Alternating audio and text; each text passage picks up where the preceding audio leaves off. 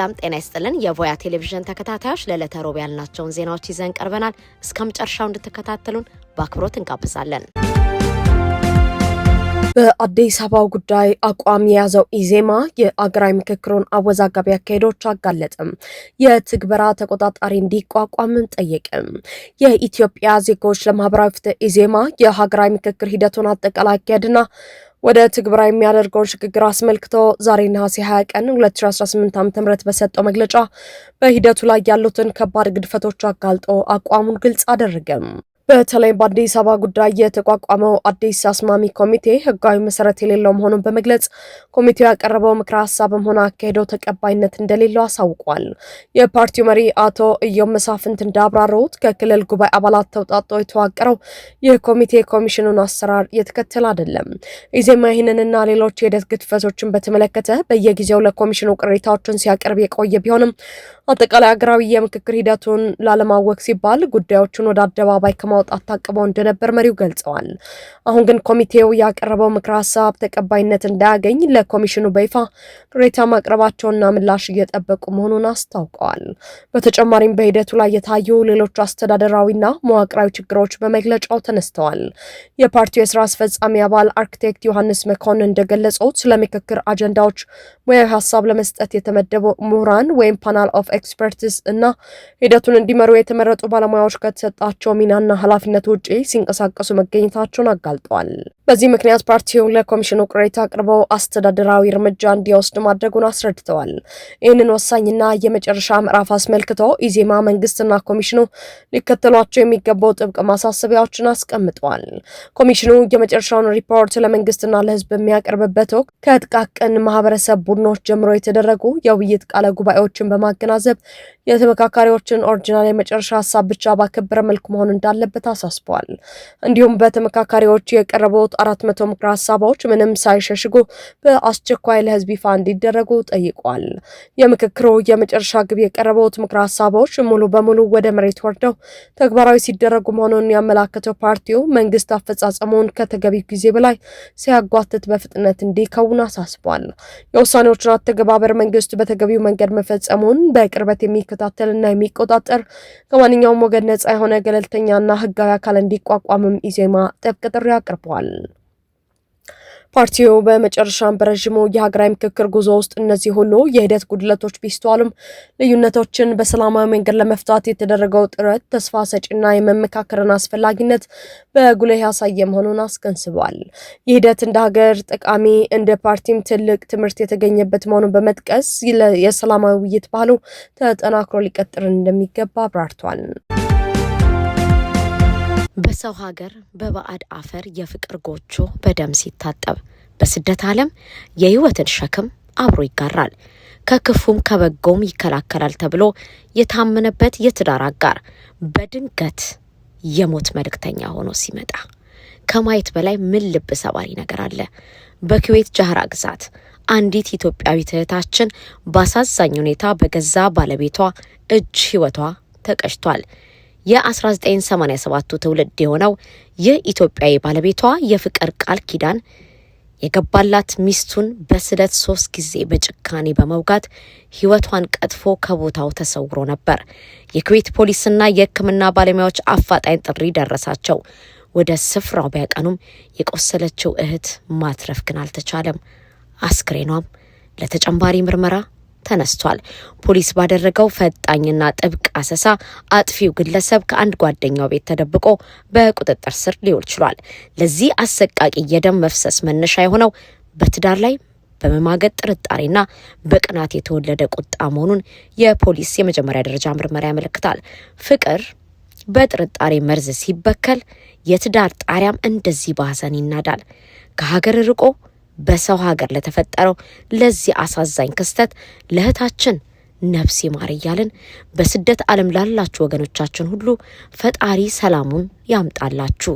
የአንድ ደቂቃ ትዕግስት ከዘላለም ጸጸት ታድናለችና ትዕግስተኛ እንሁን። የኢትዮጵያ ባንኮች የውጭ ምንዛሬ ረሃብ ውስጥ ናቸው ተባለ። ብሔራዊ ባንክ $750 ሚሊዮን ቢያቀርብም የውጭ ምንዛሬ ጥማቱ አልረካም። በኢትዮጵያ የውጭ ምንዛሬ ገበያ ላይ አዲስ የታየው ክስተት የባንኮችን የዶላር አቅም ልዩነትና የገበያውን ጥበት በግልጽ አጋልጧል። የኢትዮጵያ ብሔራዊ ባንክ ባለፈው ረቡዕ ባካሄደው የውጭ ምንዛሬ ጨረታ ላይ መሳተፍ የቻሉት 5 ባንኮች ብቻ ሲሆኑ ዶላር ማግኘት የቻሉት ደግሞ 2 ብቻ መሆናቸው ተረጋግጧል።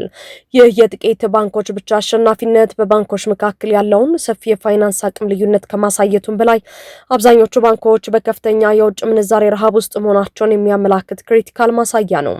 በዚህ የጨረታ ሂደት $1 አማካኝ የመሸጫ ዋጋ በ160.207 ብር ላይ የረጋ ሲሆን ይህም በኦገስት 12 ከነበረው 161.7994 ብር አንጻር ሲታይ የምንዛሬ ተመኑ መጠነኛ መረጋጋት ማሳየቱን ያሳያል። ይህ የረቡዕ ጨረታ በኢትዮጵያ ብሔራዊ ባንክ በ2026/27 በጀት ዓመት የመጀመሪያ ሩብ ዓመት እያካሄደ ያለው ተከታታይ የውጭ ምንዛሬ አቅርቦት አካል ነው። ባንኩ $125 ሚሊዮን ለሽያጭ ቢያቀርብም የንግድ ባንኮችን ግን $170.51 ሚሊዮን ለመግዛት የጨረታ ሰነድ አስገብተዋል። ይህ ከአቅርቦቱ የ36 በመቶ ብልጫ ያለው የፍላጎት መጠን በገበያው ላይ ያለው የውጭ ምንዛሬ ጥማት አሁንም እንዳረካ ያሳያል። በአጠቃላይ በኦገስት ወር በተካሄደው 3 ተከታታይ ጨረታዎች ብሔራዊ ባንክ $750 ሚሊዮን፣ የኦገስት 500 ሚሊዮን ልዩ ጨረታ ጨምሮ ለገበያ አቅርበዋል። ነገር ግን ከባንኮች የቀረበው አጠቃላይ የግዥ ጥያቄ $1.35 ቢሊዮን መድረሱ አቅርቦቱ ከፍላጎቱ ጋር ሊመጣጠን አለመቻሉን ያጋልጣል። በ2005 የተጀመረውን የማክሮ ኢኮኖሚ ማሻሻያና የገበያ መርህ ተከትሎ ዶላርን ለማከፋፈል የሚደረገው ጥረት ስርዓቱ አሁንም በከፍተኛ የፍላጎት ጫና ውስጥ መሆኑን እያሳየ ይገኛል። የድምፃዊ ቴዎድሮስ ካሳሁን የቅርብ ጓደኛ የሆነው የሱፍ ያሲን መሐመድ አቅርቦት የነበረው ጥያቄ ተቀባይነት ሳያገኝ መቅረቱ ታወቀ። ድምፃዊ ቴዎድሮስ ካሳሁን በሚያዝያ ወር ላይ የለቀቀውን አልበም ተከትሎ ምክትል ስራ አስኪያጁና የረዥም ዓመት ጓደኛው በፌዴራል ፖሊስ ቁጥጥር ስር ውለው እንደነበር ይታወቃል። ፖሊስ ተጠርጣሪዎችን ለወራት በስር ካቆየ በኋላ የምርመራ መዝገቡን ለአቃቤ ሕግ በመስጠት ክስ እንዲመሰረትባቸው አድርጓል። በክስ ሂደት ላይ ያሉ የተጠርጣሪዎቹ ጠበቃዎች የዋስትና መብታቸው እንዲከበር ጠይቀው የነበረ ቢሆንም አቃቤ ሕግ ምክትል ስራ አስኪያጅ ማህሌት ወይም ሀና ሰለሞን ብቻ በዋስትና ብትወጣ እንደማይቃወም ገልጾ ያሲን ላይ ግን ተቃውሞ አቅርበው ነበር። በዚህ መሰረት ዋስትና የተከለከለው ያሲን ጉዳዩን ማረሚያ ቤት ሆኖ ሲከታተል ቆይቷል። በዚህ መሃል ከፍተኛው ፍርድ ቤት የከለከለውን የዋስትና መብት በየደረጃው ላሉ ፍርድ ቤቶች ይግባኝ በማለት ሲጠይቅ ቆይቷል። በዛሬው ዕለትም ለጠቅላይ ፍርድ ቤት የቀረበበትን ክስ በዋስ ወጥቶ እንዲከታተል እንዲፈቀድለት ጥያቄ አቅርቦ የነበረ ቢሆንም ፍርድ ቤቱ ሳይቀበለው እንደቀረ ሰምተናል። ፌስቡክና ኢንስታግራም የሚያስተዳድረው ሜታ ኩባንያ የማህበራዊ ሚዲያ መተግበሪያዎች በልጆች የአእምሮ ጤና ላይ የሚያደርሱትን ጉዳት በተመለከተ ሀቁን ደብቋል በሚል የቀረበበትን ክስ ለማቋረጥ በርካታ የአሜሪካ ግዛቶች ጠቅላይ አቃቢያን ሕግ ጋር ስምምነት ደረሰ። ረቡዕ ዕለት ይፋ የተደረገው የፍርድ ቤት ሰነድ እንደሚያሳየው ኩባንያው $12.6 ቢሊዮን የካሳ ክፍያ ለመክፈል የተስማማ ሲሆን ከዚህ ውስጥ 7% ወዲያውኑ የሚከፈል ይሆናል። ኩባንያው ክሱን በስምምነት መቋጨቱን ተከትሎም የሜታ የአክሲዮን ድርሻ በቅድመ ገበያ ግብይት ላይ የ5% ጭማሪ አሳይቷል። በስምምነቱ መሰረት ኩባንያው ክፍያ ከመፈጸም ባለፈ በመተግበሪያዎቹ ላይ አስገዳጅ መዋቅራዊ ለውጦችን እንዲያደርግ ተወስኖበታል። ከነዚህም ውስጥ በ10ዎቹ ዕድሜ ውስጥ ለሚገኙ ታዳጊዎች የዕለታዊ አጠቃቀም የጊዜ ገደቦች ማውጣት፣ የሌሊት ሰዓት እገዳዎች መተግበር፣ ልጆች መተግበሪያዎቹን እንዳይጠቀሙ የሚከለክል የጠነከረ የዕድሜ ማረጋገጫ ስርዓት መዘርጋት እንዲሁም ለወላጆችና አሳዳጊዎች ተጨማሪ የቁጥጥር መሳሪያዎች ማቅረብ ይገኙበታል። እንደ አውሮፓውያን አቆጣጠር በ2023 በ29 የአሜሪካ ግዛቶች አቃቢያን ሕግ የጋራ ጥምረት የቀረበው ይህ ክስ በካሊፎርኒያ ኦክላንድ ፌዴራል ፍርድ ቤት በሁለተኛ ሳምንት የፍርድ ሂደት ላይ እያለ ነው ከዚህ ስምምነት ላይ የተደረሰው። ውሳኔው በመጨረሻው የፍርድ ሂደት ሲጸድቅ ሁሉም ወገኖች ይግባኝ የማለት መብታቸውን በሙሉ እንደሚያጡ በሕጋዊ ሰነዱ ላይ ተገልጿል። ማክሰኞ ዕለት ፍርድ ቤት ቀርበው የነበሩት የኢንስታግራም ኃላፊ አዳም ሞሴር የልጆች ደህንነት የሚመለከቱ መረጃዎች ከህዝብ እንዲደበቁ ለሰራተኞች ትዕዛዝ አልሰጠውም ሲሉ ማስተባበላቸው ይታወሳል። የፍርድ ሂደቱ የሜታ ኩባንያ ዋና መቀመጫ በሆነችው ካሊፎርኒያ ግዛት ውስጥ መካሄዱ ማርክ ዙከርበርግ ለሚመራው ለዚህ ግዙፍ ተቋም እጅግ ከፍተኛ ስጋት ፈጥሮበት ቆይቷል። የቶቶቱ ባለቤት ሚስጥራዊ ስርና የፍርድ ቤቱ ዝምታ። በአዲስ አበባ የባህል ምግቦችና መዝናኛ ታሪክ ውስጥ ቶቶት ትልቅ ስም አለው። የዚህ ታዋቂ ስፍራ ባለቤትና ስራ አስኪያጅ የሆኑት አቶ ጠንክር ቴኒ ከድምቀት ማዕከልነት ወጥተው ዛሬ በፌዴራል ፖሊሶች ታጅበው የፍርድ ቤት ግቢን ረግጠዋል። ነገር ግን ብዙዎች በጉጉት የጠበቁት የችሎት ፊት ሚስጥር ዛሬም አልተገለጠም። ባለፈው ነሐሴ 2 ቀን 2018 ዓ.ም በፖሊስ ቁጥጥር ስር የዋሉት አቶ ጠንክር እስካሁን በምን ወንጀል እንደተጠረጠሩ በይፋ የታወቀ ነገር የለም። ጠበቆቻቸው ደንበኛቸው በዋስትና እንዲፈቱ እስከ ጠቅላይ ፍርድ ቤት ድረስ አቤቱታ ቢያቀርቡም ፍርድ ቤቱ ለፖሊስ ተጨማሪ የ8 ቀን የምርመራ ጊዜ በመፍቀድ መዝገቡን ወደ ቀድሞ ችሎት መልሶታል። ዛሬ በከፍተኛው ፍርድ ቤት ችሎት ውስጥ ፖሊስ የሚያነባውን የተጠራጣሪነት ክስ ለመስማት ብዙዎች ጆሮአቸውን አቅንተው ነበር። አቶ ጠንክር በፖሊሶች ታጅበው ፍርድ ቤት ቢገኙም ከችሎቱ ፊት ሳይቀርቡ የስራ ሰዓት ሞልቷል በሚል ቀጠሯቸው ለነገ ሐሙስ ነሐሴ 21 ቀን 2018 ዓ.ም ጠዋት ተላልፏል። ከቶቶት የባህል ምሽቶች ድምቀት ጀርባ የህግ ጉዳይ ምን ሚስጥር ይዞ ይወጣ ይሆን? የነገውን የችሎት ውሎ አብረን የምናየው ይሆናል። የኩዌት ጦር ጠቅላይ ኤታማዦር ሹም ሌተና ጀነራል ካሊድ አልሹራያን ከተለያዩ ሀገራት የጦር አታሼዎች ጋር ወታደራዊ ትብብር ለማጠናከርና ለማሳደግ ያለመ ስትራቴጂካዊ ውይይት ማካሄዳቸው ተዘገበ።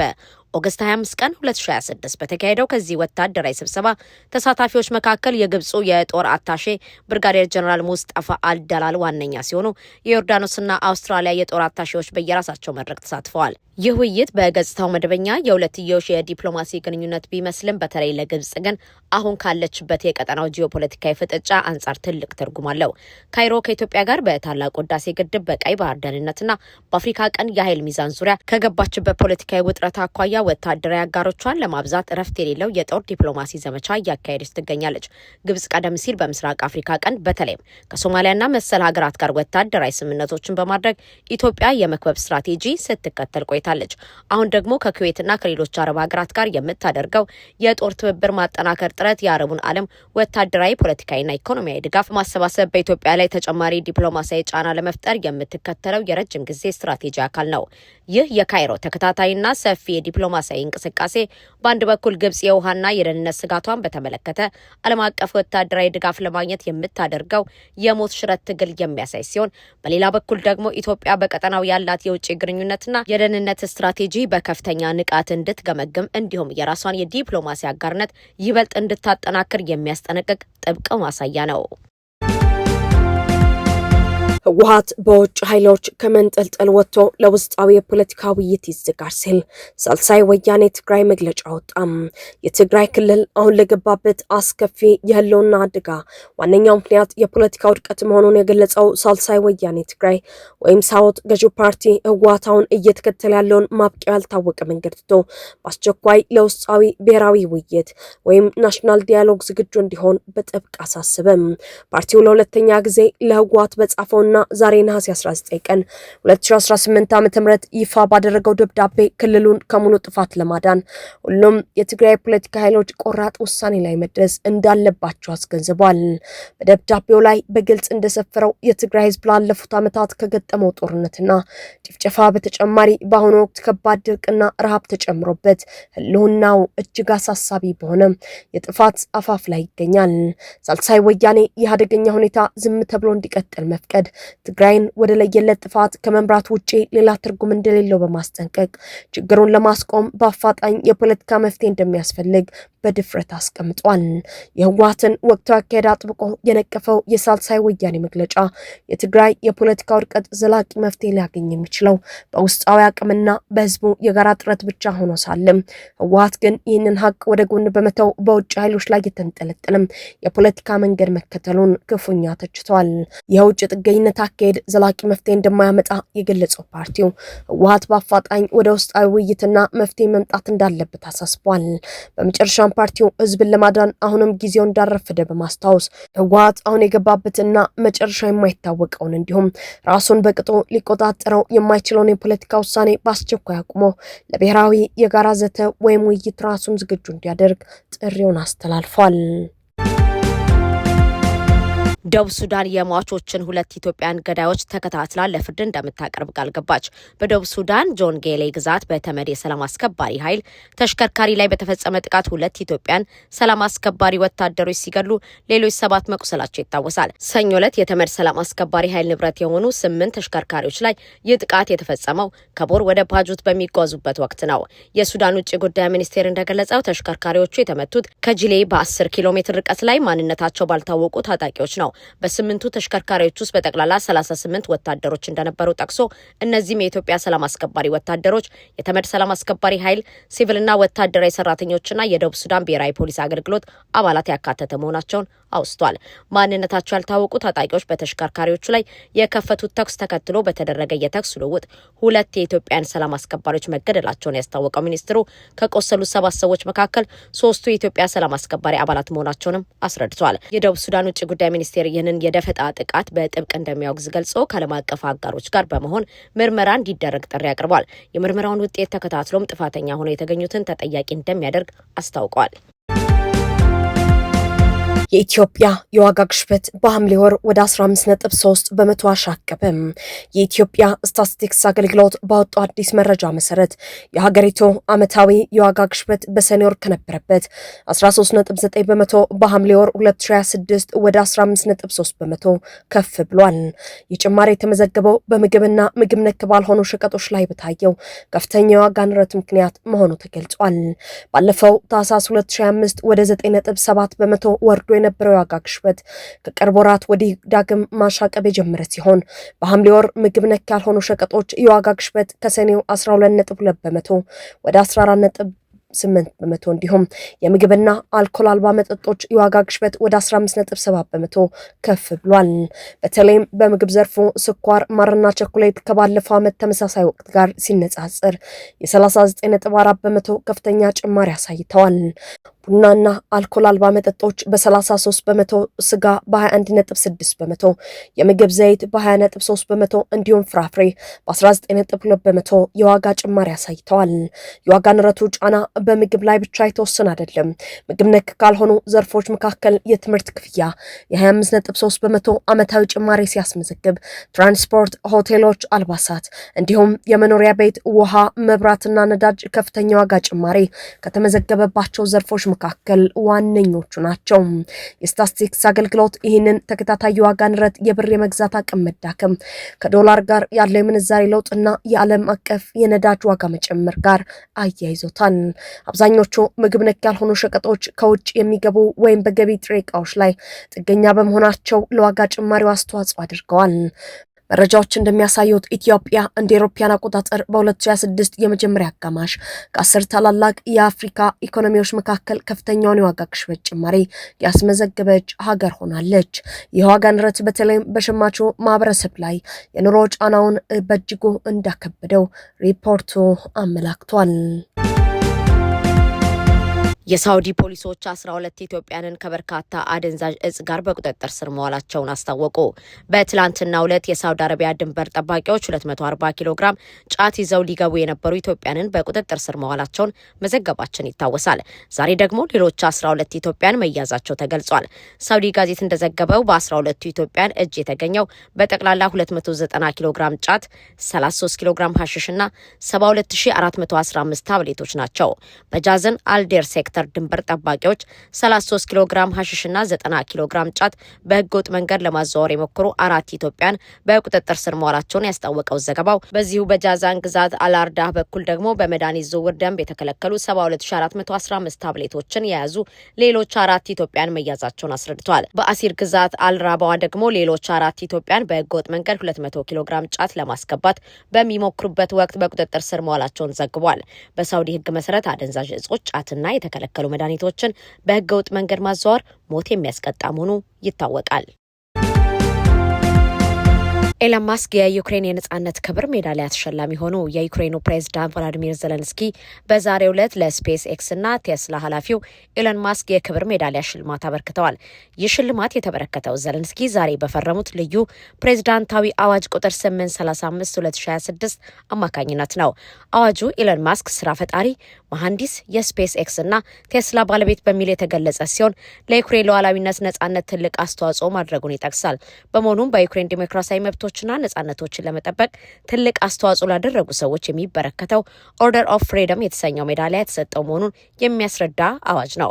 ኤለን መስክ ስፔስ ኤክስ የሳተላይት ኢንተርኔት አገልግሎት ለዩክሬን ከፍተኛ ጥቅም በመስጠት ላይ እንደሚገኝ ይታወቃል። ይህ ጦርነት እንደተጀመረ ሩሲያ ከዩክሬን ቴሌኮሙኒኬሽን መሰረተ ልማቶች በማውደም የተነሳ የተፈጠረውን ክፍተት የሞላው የስፔስ ኤክስ ኢንተርኔት ሳተላይት ነው። ይህ ሳተላይት ድሮኖች ለመተኮስም ሆነ ለማክሸፍ ዋነኛ ሚና የሚጫወት መሆኑ ይታወቃል። የኢራን ፕሬዝዳንት አሜሪካ በኢኮኖሚ ጫና ምንም አታሳካም ሲሉ ተናገሩ። የኢራኑ ፕሬዝዳንት መሱድ ፔዜሽኪያን አሜሪካ በሀገራቸው ላይ አዳዲስ የኢኮኖሚ ማዕቀቦችን በመጣሏ የምታሳካው ነገር እንደሌለ ገለጹ። ፕሬዝዳንቱ ዛሬ በሰጡት መግለጫ ሲናገሩ የመንግስት ኢኮኖሚ ዘርፎች በተነበዩት መሰረት አሁን ባለው ሁኔታ አሜሪካ በኢኮኖሚ ጫና የምታሳካው ነገር አይኖርም፣ ልክ በጦርነት ያሳካችው ነገር እንደሌለው ሁሉ በማለት ገልጸዋል። ጨምሮም የእኛ መርህ ችግሮችን በመነጋገር በድርድር መፍታት ነው። ከዚህ ጎን ለጎን ከዚህ ቀደም እንደምናደርገው ሁሉ የኢኮኖሚ ጫናዎችን በጽናት እንቋቋማለን ብለዋል። የአሜሪካ ግምጃ ቤት ኃላፊው ስካት ቤንሰት ሰኞ ዕለት ኢራን በኢኮኖሚ ለማፈን የሚያስችሉ አዳዲስ እቅዶችን ማውጣታቸውን ገልጸው ከዚህ እቅድ ጋር የማይተባበሩ አገራት ማስጠንቀቃቸው ይታወሳል። ትራምፕ ሞጅተባ ኻሜኔ የሞቱ አይመስለኝም አሉ። የአሜሪካው ፕሬዝዳንት ዶናልድ ትራምፕ የኢራኑ ጠቅላይ መሪ ሞጅተባ ኻሜኔ ሞተዋል የሚል እምነት እንደሌላቸው ገለጹ። ፕሬዝዳንቱ በግሌን ቤክ አማካኝነት ለሚዘጋጀው ሬዲዮ ጣቢያ ዛሬ በሰጡት ቃለ ምልልስ ስለ ሞጅተባ ሲናገሩ ሞቷል ብዬ አላስብም፣ ነገር ግን ከባድ የመቁሰል አደጋ አጋጥሞታል። የሰውነት ግራ ክፍል፣ ክንዱ፣ እግሩና ሁሉም የሰውነት ክፍሉ ላይ በከባድ ቆስሏል። ሞቷል የሚል እምነት ግን የለኝም ብለዋል።